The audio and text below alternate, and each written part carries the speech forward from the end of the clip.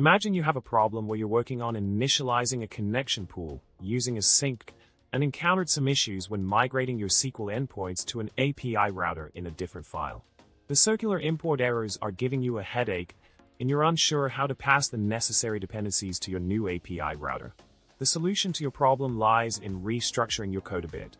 By moving the dependencies into a separate file, you can easily import them without running into circular import problems. Additionally, tweaking the lifespan function and using request.state instead of app_state in the get_database function can help resolve the issues you're facing. In the updated lifespan function, you initialize the db_pool using create_async_pool and yield it within a context manager. This ensures proper handling of the connection pool's lifecycle.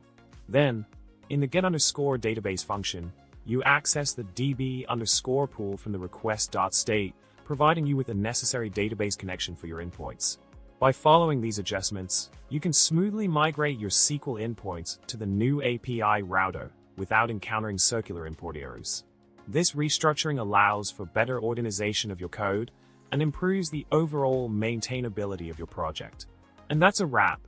I hope you found the solution helpful for your code conundrum. Remember, coding is all about troubleshooting and learning along the way. If you enjoyed this video, don't forget to like, subscribe, and leave a comment below. Happy coding!